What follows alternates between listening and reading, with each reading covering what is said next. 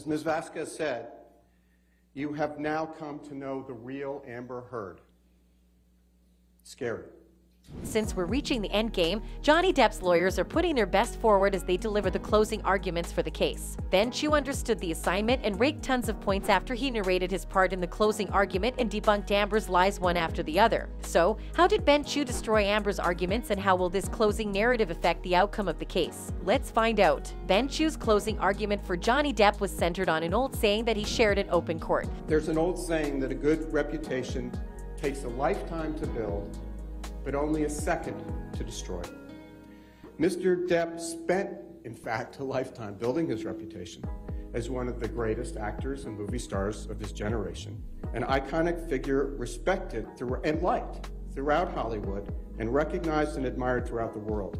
Saying more about the matter, Ben Chew proceeded to list down allegations made by Amber and how these allegations affected Johnny's reputation and turned his world upside down. Starting with Depp's childhood, Ben reiterated how Johnny grew up with an abusive mother, and because of this, Depp developed a defense mechanism whenever he gets hit, but emphasized he never ever hit back. When his mother got violent, Mr. Depp would retreat and find a place to hide. Sometimes he and his sister Christy would find a place to hide together. Mr. Depp never hit back.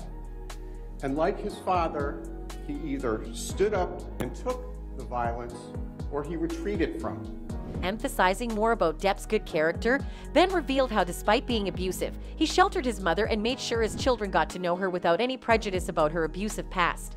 And he moved her to Los Angeles right across the street from his house, so his two children could get to know her. He hired nurses for his mother.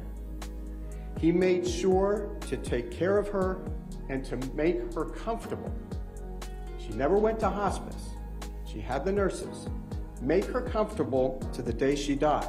Moving to Amber's #MeToo defense, Ben reiterated before the court that before Amber Heard, no woman who was in a relationship with Johnny ever came out to accuse Depp of abuse.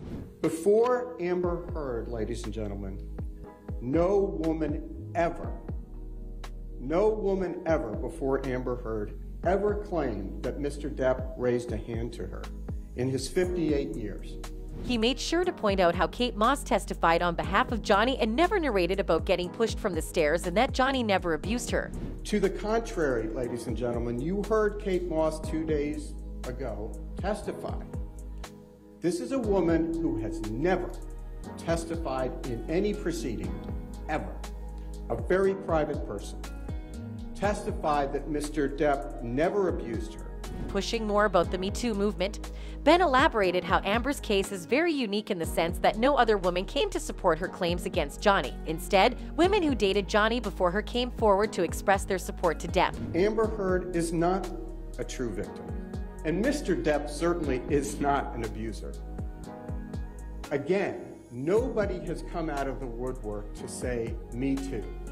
This is the unique and singular Me Too case where there's not a single Me Too. In fact, to the contrary, Kate Moss, who was in a romantic relationship with Mr. Depp for 3 years, which he broke off, came forward to say, no, he never pushed her down any stairs.